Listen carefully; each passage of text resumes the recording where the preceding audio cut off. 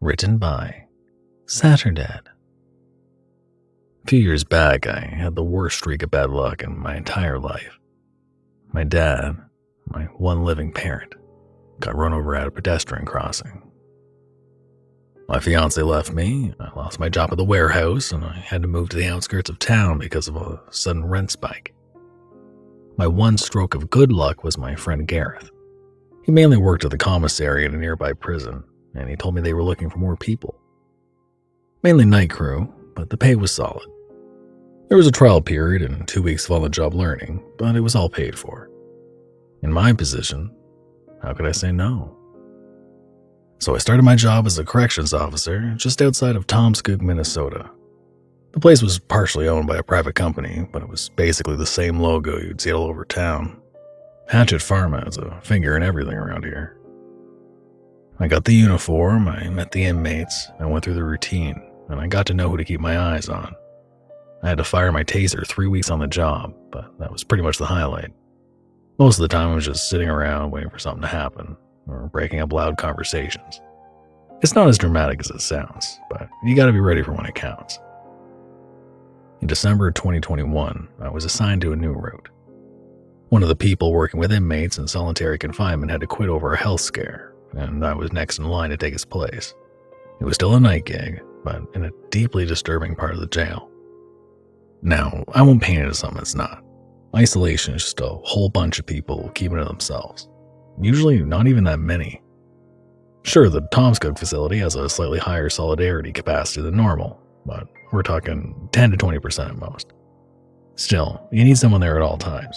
You never know what they might come up with, and they're trickier than they look. There was this one guy at the end of the hall that just gave me the creeps. The other guards called him Mary, short for a longer biblical name I could never remember. He always broke the lights in his cell, and he was rumored to be extremely violent. Even in solitary confinement, he had to wear shackles. Every time he received his food, he had to put his hands out to have the shackles removed so he could eat. That's basically the only part of him I ever saw. His hands. The cell was always pitch black. The guy used to be an academic. Mary had 3 doctorates, but one day he just snapped, killed 3 of his students. He also had some kind of chemical burn on his arms, leaving most of the skin on his hands discovered. Silver poisoning, possibly. Even his files were strange, stamped with a sort of blue flower. Most inmates had a stamp on their file, but he was the only one with a sunflower. The guy refused to eat during the day, so I was the one to feed him on the night shift. Every time I removed those shackles, I'd see those gnarled blue hands reach for me. Or the tray, whichever. One of those nights, we were having beef stew. Nothing fancy to look at, but the thing smelled divine. I brought him some bread on the side, a little Jell-O box, and a bottle of water. Everyone else was fast asleep, apart from a newbie who couldn't stop crying at the end of the corridor. "Same procedure as last time," I said. "Hands up front."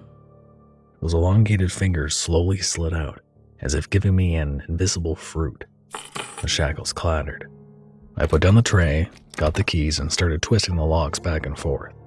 These were always a pain to deal with. "You're going to let me out," Mary said. "I need you to, so you're going to." "Yeah, I don't see that happening, buddy." I locked his shackles and fetched his tray. He took it but lingered for a second. "You're going to," he said with no hint of a joke. "It's already decided." "Well, no one showed me that memo," I chuckled. "You good in there?" "Someone said bad things happened to you," Mary said. "And that's why you're here." "Well, that makes 2 of us. Have a nice dinner." I walked away, but couldn't help but look back as those long fingers slid back into the dark room. Gave me the creeps every time. And sure, I had to get the tray and cuff him back up in a bit, but that was just part of the job. The next night was fish sticks. Not too shabby, but far from fresh. There were only 3 people in solitary that night. 2 guys tried to kill each other. And Mary. Always Mary. As soon as I approached, those blue hands slid back out. I had to look away. There was something about the texture of his hands that made me feel weird. Like they were always too slick. Like a thin cover of soap. This time he didn't skip a beat. You're going to let me out. It's already decided. You keep saying that, but this door seems just as sturdy today as it did yesterday. If you come in, you'll see why you're going to let me out. You mean if I open up this door without any kind of backup or supervision? Yeah, I got a pretty good idea why you get out if I did. That's not it. I unlocked his shackles and he took his tray. He disappeared into the darkness, but Mary kept talking. You being here is proof that I made it, that I'll get out. I'm not following. They told me you lost a lot of things. Your dad, your girl, your apartment. There was poison in his words. Deep, seething poison. I'll be honest, I wanted to break his goddamn hands when he said it. But what bothered me more was where he'd heard it from. There was no one around to talk to him. And as a rule, we didn't talk to inmates about our personal lives. Neither our own, nor that of other employees. Someone must have slipped up. Look, that's personal. That's none of your business. Then how do I know your dad got hit by a white Corolla? I banged on the door. I don't even know why. It was just this instinctual reaction to shut him up. But of course, it just made him laugh. How the hell did he know? It had been a hit and run, and the color of the car was only a footnote in the police report. That's not funny. I spat. And you're not making any new friends by being an asshole. I don't care, little man, because you're going to let me out. Not in my goddamn life. I took the tray back from him before he finished his dinner. I shackled him right back up. He didn't resist. I'd shut him up for a while, but it was a faint victory. I asked to be transferred to another shift, but there just wasn't any other people available. Hiring was rough. We were basically on our own. And we lost one person to sickness. We'd be shit out of luck at that point. So no, there was no option to switch. It couldn't be done. I didn't want to go back to Mary. I really didn't. I didn't know who was talking to him, and I didn't like what he was saying. I had checked and double-checked, and there was no mistaking that white Corolla. It had gone 60 on a 30-mile-an-hour street and killed him on impact before disappearing down a dirt road. The thing was just gone. Police said it might have been deliberate, that it was too fast to be an accident. And in my mind's eye, I could see blue hands on the steering wheel. When I walked up to Mary's cell with a tray of meatballs and mashed potatoes, I was genuinely scared of what he might say. Every word felt like a threat. Could he really say something that would make me let him out? What if he could? What would it be? Hands out, I said, knocking on his door. You're not letting me out tonight. I know that, but it's gonna happen. Yeah, I shrugged. That's all I want to do. Did they tell you what I did? How I did it?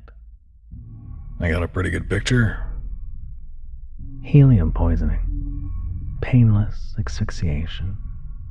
They didn't feel a thing. I didn't respond. I just took off his shackles and gave him the tray. I'm not a monster, you know. I just do what I have to do. Eat up and leave the tray, I said as I walked off. Maybe ask your ex about Beverly, he shouted through the slit in the door. I could almost see his lips moving. I'm sure you'll find it an illuminating conversation. I didn't want to do it. I didn't want to talk about it. I didn't want to think about it. But god damn it, there was something there. In the last fight we'd had, she shouted that name, Beverly. I didn't know a Beverly, and at that moment I didn't care. But it was such a specific name. The chance that Mary just picked it up at random was improbable. So the next day, before my shift, I decided to give my ex a call. Things had calmed down, after all. There was a cold greeting, and even colder small talk. Finally, she just called me out. Just tell me what you want, she asked. I want to talk about Beverly. I said. You said her name once. What? You're getting remarried? Want to bury the hatchet? No. What? You want me to forgive you? Give you my blessing? What are you talking about? There was a moment of silence. She scoffed. The skank you're dating. I'm not dating a Beverly, I said. Never have. Don't give me that shit.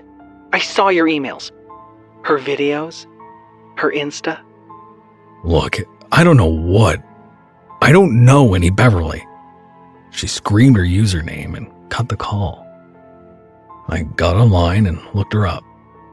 Beverly was maybe 8 years younger than me and absolutely stunning. She'd only been active for a few months, where she'd upload a sort of daily video blog. It was heartbreaking.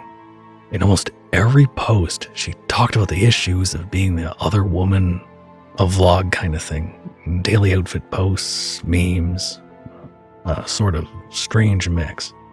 This was the woman she thought I'd been involved with? Through some kind of email? It didn't make sense. And how the hell did Mary know about this? This haunted me. I didn't know what to think. I felt myself coming back to Mary and his blue hands. I had this constant sense of him being with me, looking at me. It felt like I was missing something, and I could feel that strange, slick texture as the hands wrapped around my neck whenever I let my mind wander. I could feel his presence in the backseat of my car, riding along with me. And once at a stop sign, I heard him clear as day, right behind me. You're gonna let me out. But there was no one there. The next time I went back, I skipped the tray. We were gonna figure this out. I finished my coffee and thundered down the hall, ignoring the other inmates. Mary had some explaining to do, and I was goddamn terrified of what he was gonna say. But I needed to hear it.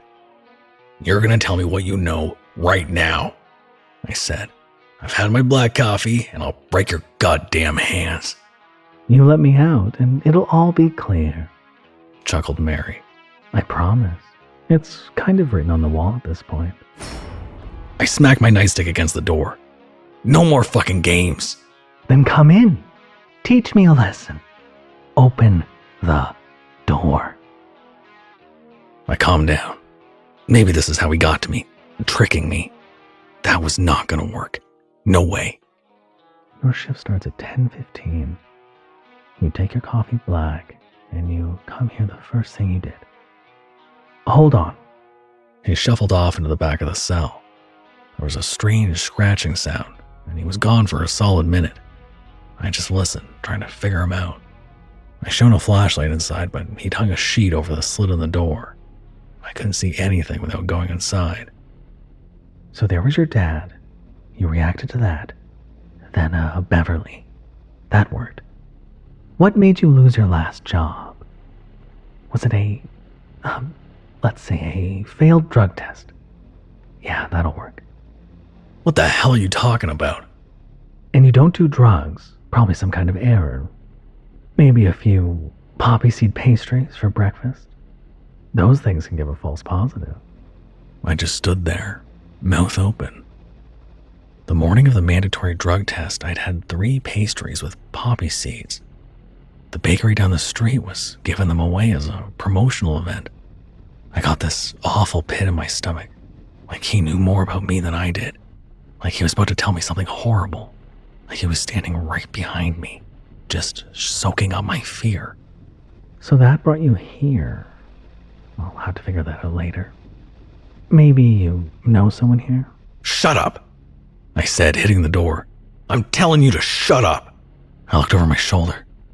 There was no one else here. Why was I feeling watched? Calm down. We're getting to the end. You're about to let me out. Never, I spat. You're gonna fucking rot in here. Don't you understand? The fact you're here proves I'm right. How? That doesn't make any goddamn sense. And he told me everything. Mary, or Meridian, was given an opportunity. If he followed a very specific set of events, he'd be given a great gift. Non-locality, he said. But you need to dissociate hard enough. Basically, turn yourself crazy enough for reality not to make sense anymore. Or rather, for you as a person not to make sense to reality. The other way around. As part of this delusion, he killed 3 of his students. He burned himself with chemicals. Then, seemingly as part of his plan, he willingly went to jail. Years of darkness, isolation, like being in a sensory deprivation tank. I need it. I crave it. Then I'm done. And all for what? To be unbound. No causality, no rules, non-linearity.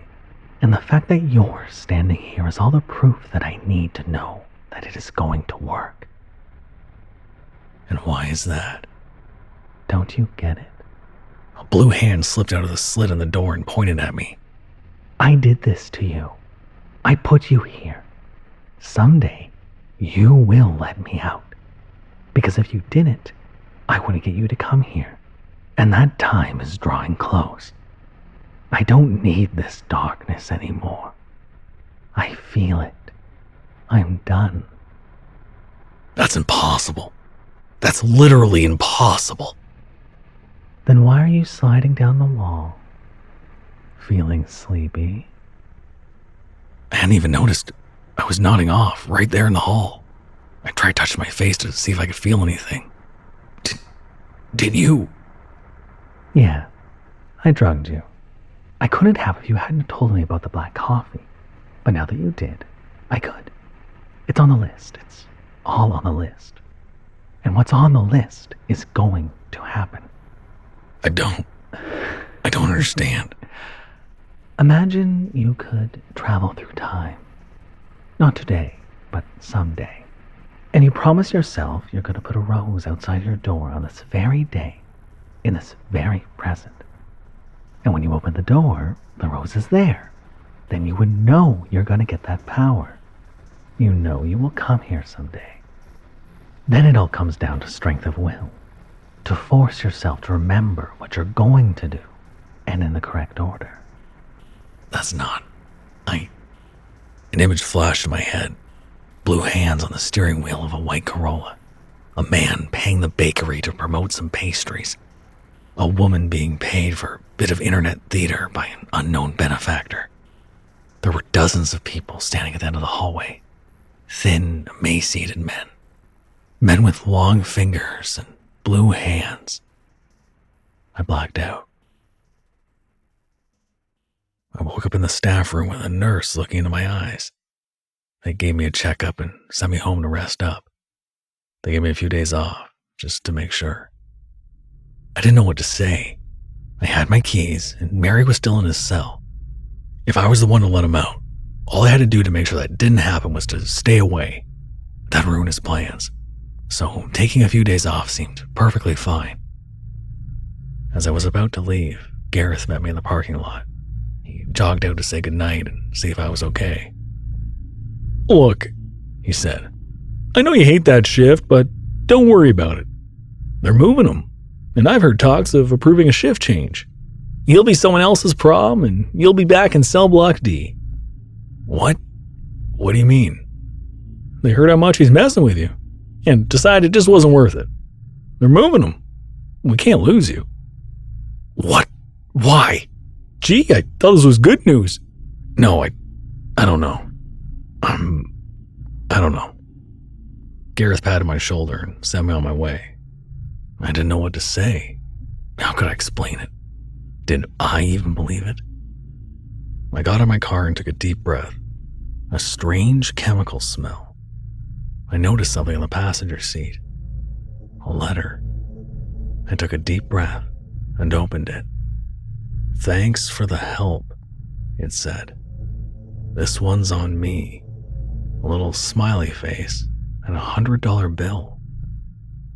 I just stared at it. Suddenly there was a loud bang. For a heartbeat, all I could see were blue hands simultaneously smacking my car. I shot out of the driver's seat, but there was no one outside. Just an empty parking lot. Still, I couldn't help but feel watched. My pulse pounded behind my eyes, almost popping a blood vessel. They were out there. He was out there, watching me from the dark. He was still getting out. I knew he was all around me, unbound. He could stab me, push me over, whatever. He'd be there, and then not, and I'd be helpless. I got this intense sense of paranoia washing over me, and I didn't know how to deal with it. I just dug my fingers in my hair, trying to force my mind out of that dark pit.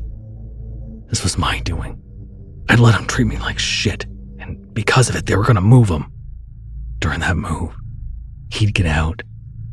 He must have planned it, and I couldn't do shit about it since I was off duty. I took another look at that $100 bill, and a thought occurred to me. There was something I could do. I went to the gas station. I came back the next day with a backpack. I showed my credentials and told the gatekeep that I was there to fetch something from my locker. Danny knows me. I got in on the day shift and waved at the others. A few of them asked how I was doing, what I was doing, the regular chit-chat. All smiles and waves. Prison transfers take place in the early afternoon. It'll only be a short walk, but that might be all he needed to escape. I used my keys to get past cell block D. I knew I'd get stuck on camera, but I also knew that the prisoners rode in the yard. No one was watching the tapes. Not this close to lunch.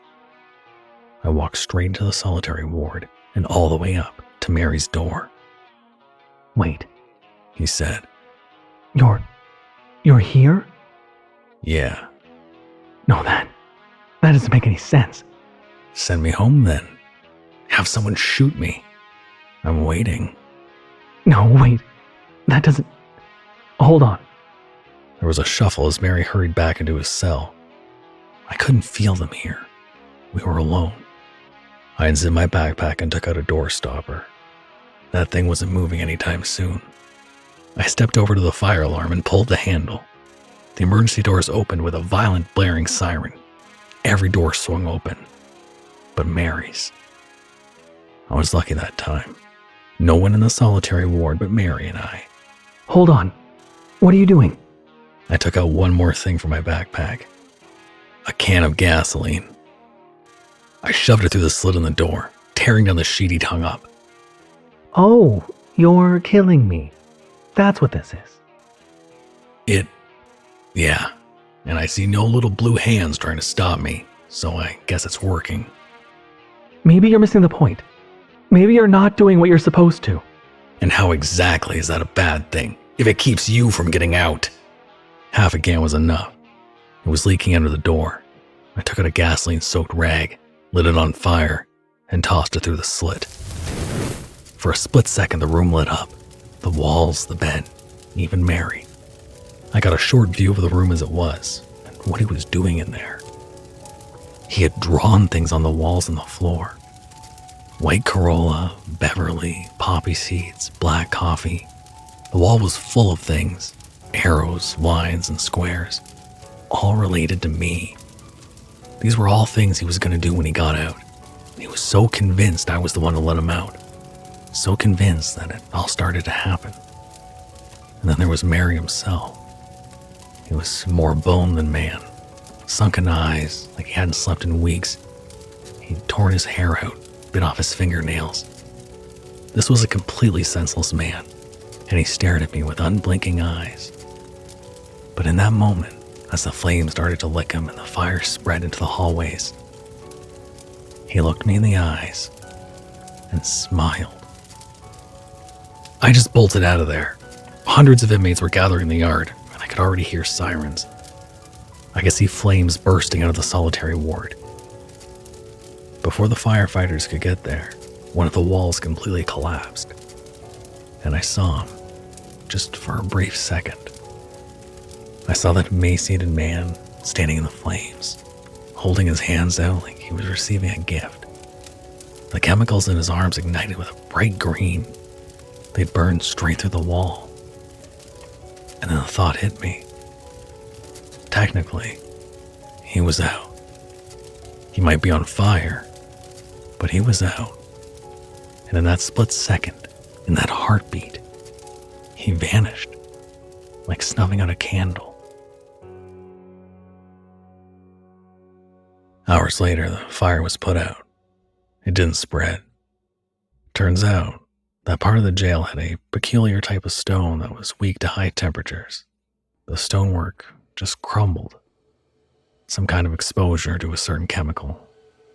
A blue one with a green flame. The construction crew had cheaped out of materials many years ago. There were no recordings. They had forgotten to change the tapes from last night. There were no visitor logs. Barely anyone remembered me even being there. And lastly, there was no body recovered in that cell. As I got back to my car, I just held my breath, waiting for something to happen. A knife at my throat. Possibilities passed through my mind. In another place, it all really happened. Violent images of myself getting stabbed, burned, tortured, and flayed. A world where everyone turned to ash, and I was placed in front of a throne of bone as a prized jester. Dark figures rising from the earth, tearing the world apart, breaking the ground like an eggshell. I cried. It was seconds away at most. But minutes passed. I found a letter on the passenger seat. It hadn't been there seconds ago. It took me a solid 15 minutes to work up the courage to open it. "You got me out," it said with a smiley face. And there was another $100 bill.